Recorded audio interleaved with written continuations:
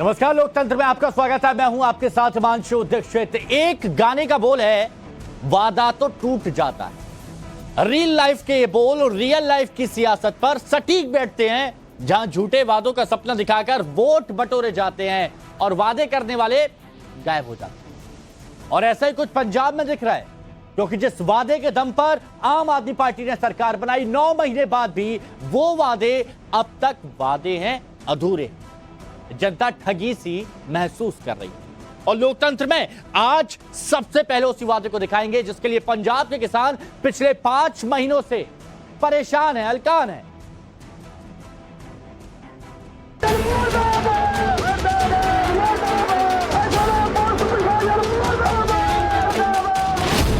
पंजाब के फिरोजपुर में बवाल।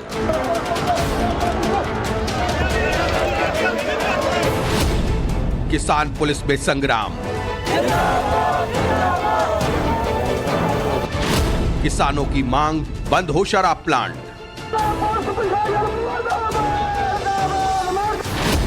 किसानों से वादा अब तक अधूरा। प्रदर्शन, नारेबाजी और एक ही मांग, बंद हो शराब प्लांट। तस्वीरें पंजाब के फिरोजपुर की हैं। सड़क पर जमा हुए ये लोग कोई और नहीं बल्कि अन्नदाता हैं, जो जीरा शराब प्लांट बंद करने की मांग को लेकर पिछले 5 महीनों से धरना प्रदर्शन कर रहे हैं। करीब 40 गांवों के किसान और दूसरे लोग शराब फैक्ट्री के कारण पानी जहरीला होने की बात कह रहे हैं। साथ ही कैंसर जैसी बीमारी होने की आशंका जता रहे हैं। प्रदर्शनकारी किसानों की मांग है कि सरकार शराब फैक्ट्री को बंद करे। जो ਅੱਜ ਅਸੀਂ ਇੱਥੇ ਸਾਡੇ ਭਾਰਤੀ ਕਿਸਾਨ ਯੂਨੀਅਨ ਏਕਤਾ ਗ੍ਰਾਮਾਂ ਦੇ ਸੱਦੇ ਤੇ 5 ਮਹੀਨਿਆਂ ਤੋਂ ਲੈ ਕੇ ਇੱਥੇ ਧਰਨਾ ਲੱਗਿਆ ਹੋਇਆ ਜੀਰਾ ਸ਼ਰਾਬ ਫੈਕਟਰੀ, ਜੋ ਕਿ ਇੱਥੋਂ ਦੇ ਪਾਣੀ ਬਹੁਤ ਪ੍ਰਦੂਸ਼ਿਤ ਹੋ ਰਹੇ ਹੈ, ਜੋ ਸਾਡੇ ਲੋਕਾਂ ਨੂੰ ਕੈਂਸਰ ਵਰਗੀਆਂ ਬਿਮਾਰੀਆਂ ਇੱਥੋਂ ਇਹ ਫੈਕਟਰੀ ਨੇ ਵੰਡੀਆਂ। सोमवार को किसान संगठनों का धरने पर पहुंचना शुरू हुआ। इस दौरान किसानों ने सरकार का विरोध किया। हालांकि पुलिस ने प्रदर्शनकारियों को रोकने का प्रयास किया तो प्रदर्शनकारियों ने पुलिस के बैरिकेड गिरा दिए। कार्रवाई के दौरान किसान संगठनों और पुलिस के बीच झड़प भी हुई। पुलिस ने इस दौरान किसानों पर लाठीचार्ज भी किया। वहीं लाठीचार्ज की बात करें तो फिरोजपुर पुलिस ने सिरे से इसे खारिज किया। एसएसपी का कहना है कि धरने में जाने से किसी को भी नहीं रोका गया। साथ ही प्रदर्शनकारियों से किसी भी तरह की अफवाह पर ध्यान न देने की बात कही। कल ਜਿਹੜੀ ਮੇਨ ਰੋਡ ਤੇ ਨੈਸ਼ਨਲ ਹਾਈਵੇ ਤੇ ਕੁਝ ਲੋਕਾਂ ਨੇ ਪੁਲਿਸ ਦੀ ਗੱਡੀਆਂ ਨੂੰ ਰੋਕਿਆ ਸੀ, ਪੁਲਿਸ ਦੀ ਗੱਡੀਆਂ 'ਚ ਰੁਕਾਵਟ ਪੈਦਾ ਕੀਤੀ ਸੀ। ਉਹਨਾਂ ਨੂੰ ਅਸੀਂ ਪੁਲਿਸ ਨੇ ਰਸਤੇ 'ਚ ਹੀ ਜਿੱਥੇ ਉਹ ਧਰਨਾ ਦੇ ਰਹੇ ਸੀ ਉੱਥੋਂ ਅਸੀਂ ਉਹਨਾਂ ਨੂੰ ਅਰੈਸਟ ਕੀਤਾ ਸੀ। ਕਿਸੇ ਵੀ ਤਰ੍ਹਾਂ ਦਾ ਲਾਠੀ ਚਾਰਜ ਉੱਥੇ ਨਹੀਂ ਕੀਤਾ ਗਿਆ। ਉਹਨਾਂ ਨੂੰ ਅਰੈਸਟ ਕਰਨ ਲੱਗੇ, ਉਹਨਾਂ ਨੂੰ ਸੜਕ ਤੋਂ ਚੱਕਣ ਲੱਗੇ। ਥੋੜੀ ਜਿਹੀ ਸਕਫਲ ਜ਼ਰੂਰ ਹੋਈ ਹੈ, ਬਟ ਕਿਸੇ ਤੇ ਵੀ ਲਾਠੀ ਚਾਰਜ ਕਿਸੇ ਤਰ੍ਹਾਂ ਦਾ नहीं होया। पुलिस प्रशासन ने 18 दिसंबर को कई प्रदर्शनकारियों को हिरासत में लिया था। पुलिस ने फैक्ट्री के एक तरफ के गेट पर दिए जा रहे धरने को खत्म करा दिया था, जबकि फैक्ट्री की दूसरी तरफ के गेट के पास धरना जारी है। किसानों ने मान सरकार को लेकर भी सवाल खड़े किए हैं। जो झूठे वादे करके ਇੱਥੇ ਆਈ ਸੀ, ਅੱਜ ਤੱਕ ਇੱਥੇ 5 ਮਹੀਨੇ ਹੋ ਗਏ, ਕੋਈ ਵੀ ਇਹਨਾਂ ਦਾ ਇੱਥੇ ਨੁਮਾਇੰਦਾ, ਕੋਈ ਮੰਤਰੀ ਨਹੀਂ ਪਹੁੰਚਿਆ। ਕਿਸੇ ਨੇ ਸਾਡੇ ਪਿੰਡਾਂ ਦੀਆਂ ਨੇੜਲੇ ਜਿੰਨੇ ਵੀ ਧਰਨਾ ਲੱਗਿਆ ਸਾਥੀਆਂ ਦੀ ਗੱਲ ਨਹੀਂ ਸੁਣੀ। मान सरकार अब अपने ही प्रदेश में किसानों के बड़े पैमाने पर फेल बताई जा रही है, क्योंकि ये वही शराब फैक्ट्री है जिसे विधानसभा चुनाव के दौरान आम आदमी पार्टी ने बंद कराने का वायदा किया था। लेकिन चुनाव जीतने के बाद से अब तक किसानों से किया गया वो वायदा पूरा नहीं हो सका। इधर बीजेपी प्रवक्ता शहजाद पूनावाला ने भी किसानों पर किए गए लाठीचार्ज को लेकर मान सरकार पर हमला बोला है। एक बार फिर से आम आदमी पार्टी का किसान विरोधी चेहरा सामने निकल कर आया है। पंजाब के फिरोजपुर में जहां पर किसान धरने पर बैठे हैं, शराब की फैक्ट्री बंद करवाना चाहते हैं, वहां पर उनकी मांगे सुनने के बदले आम आदमी पार्टी की सरकार फिर से उनके साथ हाथापाई करवा रही है, पुलिस के द्वारा उनसे धक्का मुक्की करवा रही है, उनकी लाठीचार्ज करवा रही है। इससे पहले भी संगरूर में जब किसान बैठे थे अपने बुनियादी अधिकार के लिए तो उनके साथ लाठीचार्ज की गई थी। ये लाठीचार्ज वाली सरकार बन चुकी है। फिलहाल ये मामला पंजाब और हरियाणा हाईकोर्ट में विचाराधीन है, लेकिन सवाल है कि जिन वादों के आधार पर मान सरकार के सत्ता में आए 1 साल होने जा रहे हैं, लेकिन किसानों से किए गए वो वायदे अब तक अधूरे हैं। Bureau report, times now Navbharat.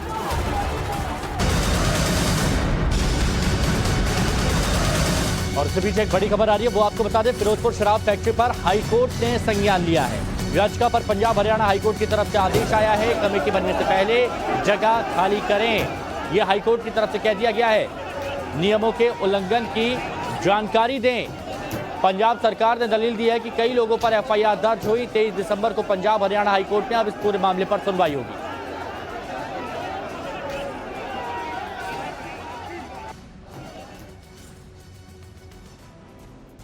और चलिए अब बात करते हैं एक्ट्रेस जैकलीन फर्नांडिस की, जो कहानी शिकंजे में फंसती जा रही है। 200 करोड़ की ठगी मामले में आज जैकलीन और सुकेश चंद्रशेखर का कोर्ट में आमना सामना हुआ और इस दौरान सुकेश ने महाटैक्स 57 करोड़ लेने की बात कबूल की है। इस पूरे मामले को लेकर दोनों तरफ से कई बातें की गई। कोर्ट के सवाल जवाब से क्या कुछ निकला, क्या जैकलीन जेल जाएंगी या फिर वो विदेश जाएंगी, वो इस रिपोर्ट में आपको दिखाते हैं।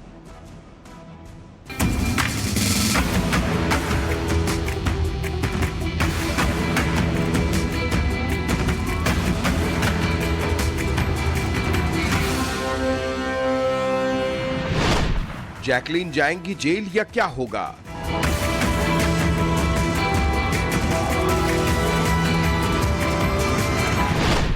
सुकेश से प्यार, नोरा से बड़ी तकरार। बॉलीवुड की ग्लैमरस एक्ट्रेस में शुमार जैकलीन फर्नांडिस इन दिनों शूटिंग सेट पर नहीं बल्कि कोर्ट रूम के चक्कर लगा रही हैं।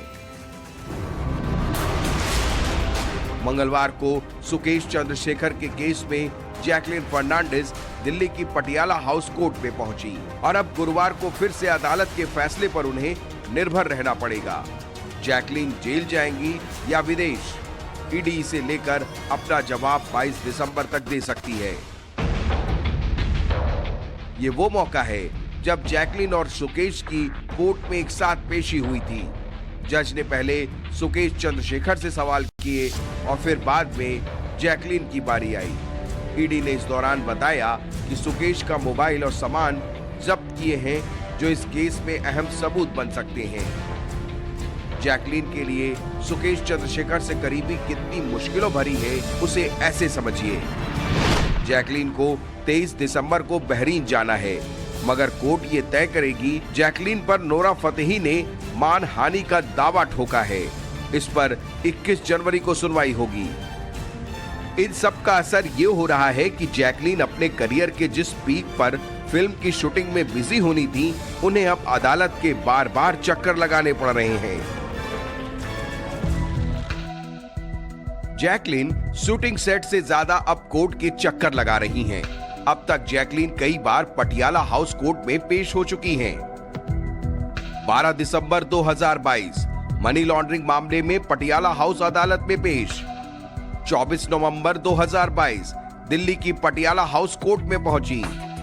10 नवंबर 2022 दिल्ली की पटियाला हाउस कोर्ट में पेशी। 22 अक्टूबर 2022 दिल्ली की पटियाला हाउस कोर्ट पहुंची। अंतरिम जमानत और सुरक्षा बढ़ाने के बाद पहुंची। 26 सितंबर 2022 50,000 के मुचलके पर अंतरिम जमानत, दिल्ली की पटियाला हाउस कोर्ट से जमानत। जैकलीन की मुसीबतों की सबसे बड़ी वजह सुकेश चंद्रशेखर से करीबी है।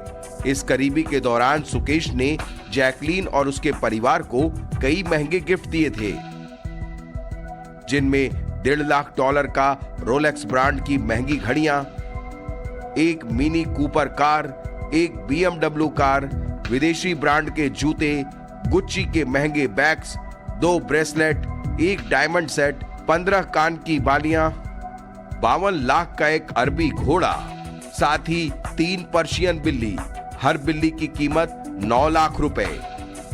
ईडी का यह भी दावा है कि सुकेश चंद्रशेखर ने कई गिफ्ट जैकलीन की फैमिली को भी दिए और इसी के बाद ईडी ने उन्हें इस केस में आरोपी बनाया था और नोरा फतेही को गवाह। यानी अब मामला हीरोइन वर्सेस हीरोइन का भी हो गया है। कहा तो यह भी जा रहा है कि इस पूरे केस का जैकलीन की इमेज पर उल्टा असर पड़ रहा है। उनके हाथ। और चलिए एक बड़ी खबर आपको बताते हैं, रायपुर की यूनिवर्सिटी में छात्रों के बीच झड़प की खबर है। जूनियर और सीनियर छात्रों के बीच जमकर मारपीट हुई और इस झड़प के दौरान 13 छात्र घायल हो गए। जब जूनियर और सीनियर जो छात्र थे आमने सामने हुए, तस्वीरें कैसी दिखी वो आपके सामने। ये देखिए, छात्रों की भीड़, गालियां दी जा रही हैं, लाठी, डंडे, बेल्ट जो हाथ में मिला उससे पीटा जा रहा है। ये देखिए कैसे यहाँ पर एक छात्र को बाकी के छात्र पीट रहे हैं। ये देखिए, ये छत्तीसगढ़ की राजधानी रायपुर की तस्वीर। छात्र आमने सामने हो गए, रैगिंग का मामला बताया जा रहा है। 13 छात्र घायल हैं। हॉस्टल जो है वो अभी इस वक्त खाली करवा दिया गया है। रुक जा।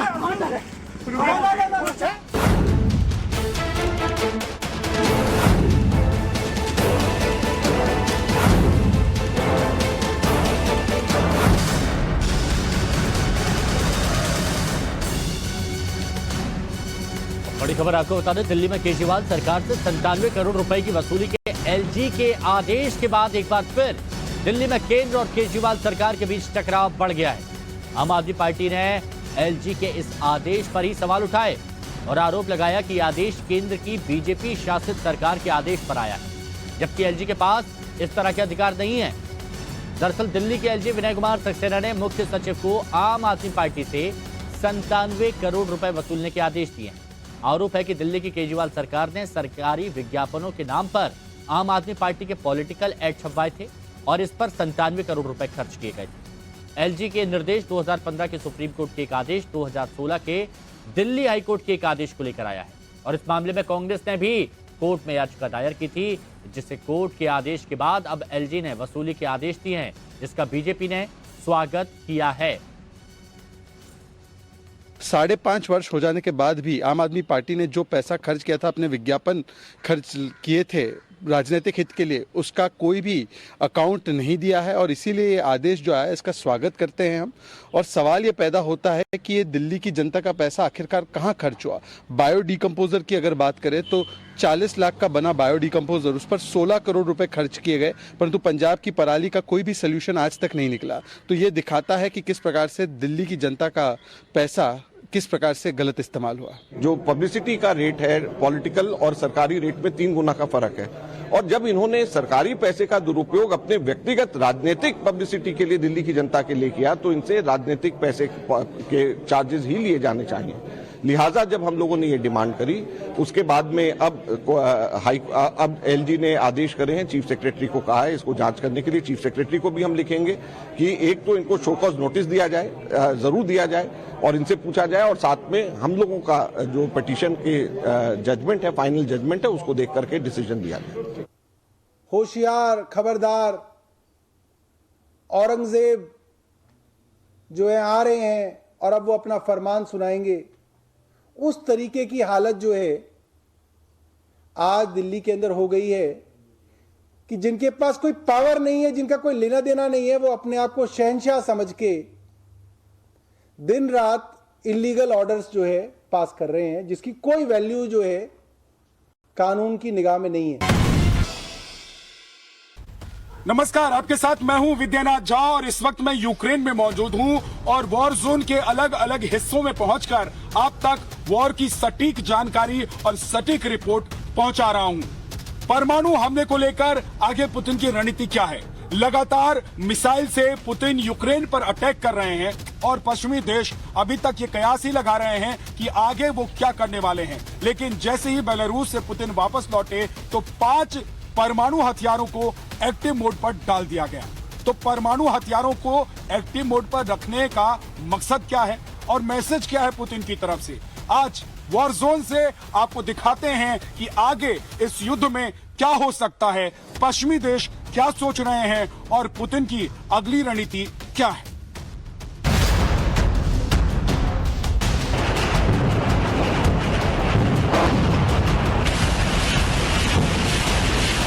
बेलारूस से लौटते ही पुतिन ने वो कदम उठाया जिसका अंदेशा पूरी दुनिया को था। जो कल तक पुतिन की मिसाइलों को कमजोर आंक रहे थे, वो बॉर्डर के बिल्कुल पास रूस के न्यूक्लियर हथियार देखकर डर गए हैं।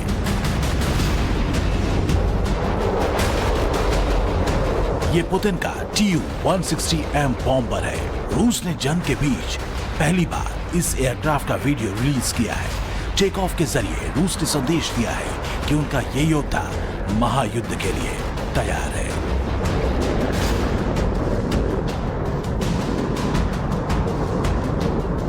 इस एयरक्राफ्ट पर डैगर मिसाइलें भी तैनात की गई हैं, जिन्हें किंजल भी कहा जाता है। इसमें लगने वाली मिसाइलें 1000 पाउंड का बारूद अपने साथ ले जा सकती हैं। न्यूक्लियर वॉरहेड भी इस बॉम्बर में लोड किया जा सकता है।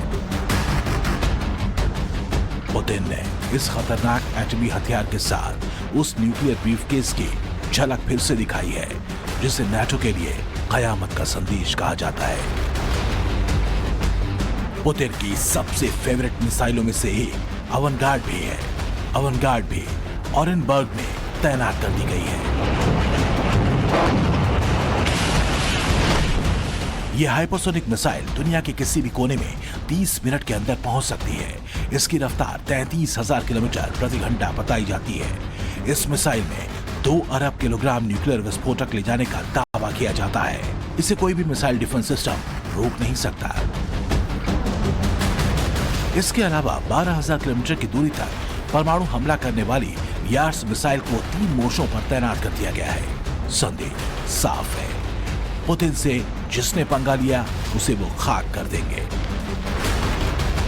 इस इलाके ने सबसे ज्यादा जो कीव के पास के इलाके हैं उनमें हमला झेला है, बर्बादी देखी है। आप देखिए तस्वीरों में आप देखेंगे ये सुमी का सेंटर इलाका है, यानी कि बिल्कुल बीचों बीच का वो इलाका, वो बाजार का इलाका, शहर का इलाका जहां पर ताबड़तोड़ हमले हुए। और किस तरीके से आप देख रहे हैं कि किस तरीके से एक एक करके तमाम यहाँ के जो मकान, घर, दुकानें हैं उनको तबाह कर दिया गया। तबाही की ये तस्वीरें सुमी की है और सुमी में आप ये देखेंगे कि जो तस्वीर हम आपको इस वक्त दिखा रहे हैं वहां दीवारों पर कालिक नजर आएगी तो आसमान यहां से साफ आपको दिखाई देगा, क्योंकि इस घर की जो छत है वो नस्ताबूद हो चुकी है, वो धराशायी हो चुकी है, नीचे गिरी पड़ी है। आप देख रहे हैं कि मोटे मोटे लोहे के जो ये चादर हैं ये दरअसल शेड्स के तौर पर यहाँ इस्तेमाल की जाती हैं, लेकिन ये नीचे टूटी जली हुई हालत में पड़ी हुई है। सुमी यूक्रेन का वो इलाका है जहां अब भी किसी धमाके से पहले आसमान में सायरन बज रहे हैं।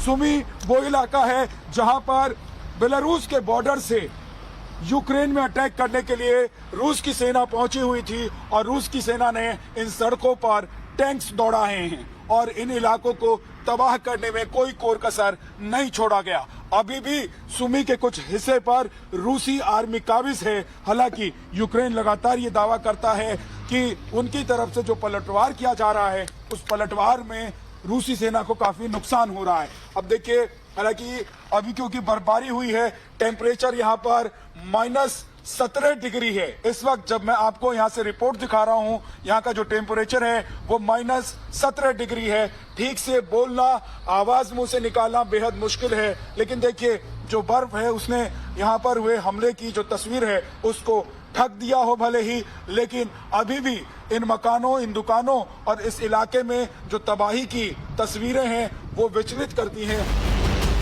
अब तक आपने यूक्रेन पर हमले की तस्वीरें देखी होंगी, मगर टाइम्स नाउ नव भारत हिंदुस्तान का पहला ऐसा चैनल है जो बर्बाद हो। और कैसे यहाँ पर जब हमला हुआ टैंक से और मिसाइल से तो पूरी बिल्डिंग तबाह हुई, ध्वस्त हो गई।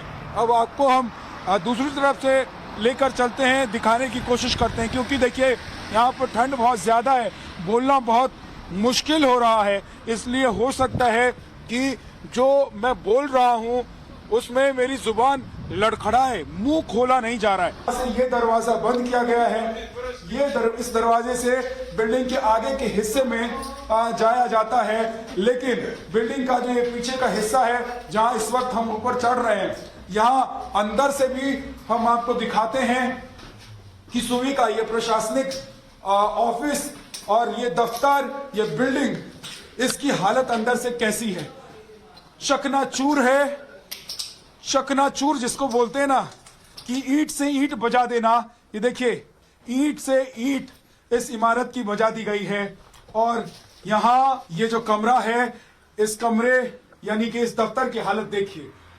छत में काले धुएं के निशान हैं, तो ये जो लाइट है, ये लाइट पिघलकर नीचे राख बन चुका है और दीवारों में आप जो दस्तक है तबाही की वो देख सकते हैं। नीचे देखिए, ये वॉश बेसिन पड़ा हुआ है, तो यहाँ पर ये हीटिंग सिस्टम जो है वो जला हुआ है। सूमी से रूस के बॉर्डर की दूरी करीब 50 किलोमीटर है। ऐसे में सोचिए कब और कितनी ताकतवर मिसाइल सिर पर आ गिरे, कोई नहीं जानता। मगर विद्यानाथ झा और योगेश भारद्वाज इस खतरे के बाद भी डटे हुए हैं।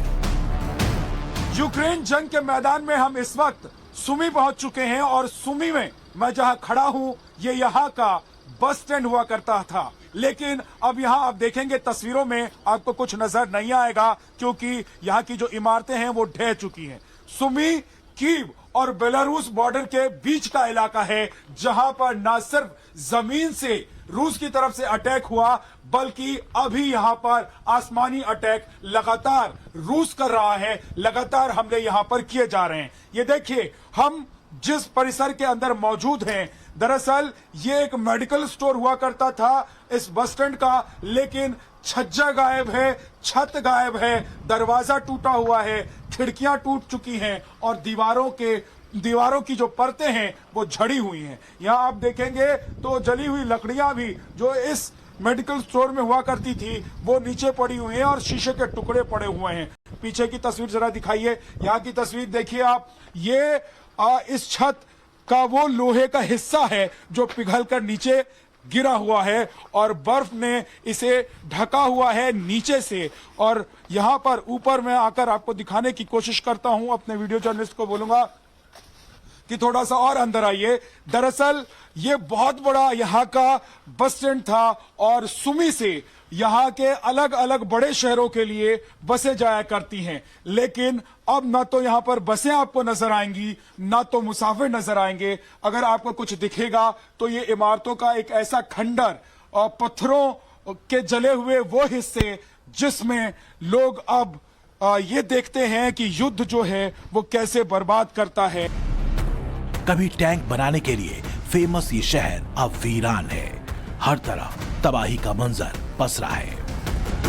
आप देख रहे हैं मलबा, ये इसी घर से पिघल कर नीचे गिरा है और छत में आप देखेंगे, ये देखिए, ये शीशे के टुकड़े जो हैं वो छत में पिघल कर चिपके हुए हैं। अंदर और आते हैं और आपको दिखाते हैं कि यहाँ और कितनी तबाही और किस तरीके से यहाँ पर जब हमला हुआ तो सब कुछ टूटा और बिखरा हुआ नजर आया। देखिए, ऐसे तमाम मकान और आसपास की जो दुकानें हैं वो जल चुकी हैं। अंदर से आपको कुछ ठीक से नजर नहीं आएगा, कुछ दिखेगा नहीं, सब कुछ जला हुआ है। जंग के 10 महीने बाद भी रूस के पास हथियारों की कमी नहीं। वो तनातन मिसाइल और रॉकेट गिरा रहे हैं।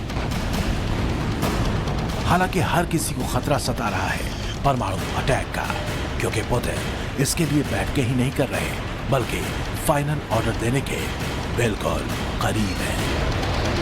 अभी भी यहां अपने इस शहर को बचाने के लिए यूक्रेन की आर्मी लड़ रही है, ताकि एक ऐसे शहर को बचाया जा सके जिसने न सिर्फ यूक्रेन को विकास में साथ दिया और आगे लेकर गया, बल्कि यहां की पहली रेजिमेंट यानी कि सुमी रेजिमेंट हर वक्त यूक्रेन की लड़ाई में फ्रंट लाइन पर रही। वीडियो जर्नलिस्ट योगेश भारद्वाज के साथ वॉर जोन सुमी से विद्यानाथ झा, टाइम्स नाउ नवभारत।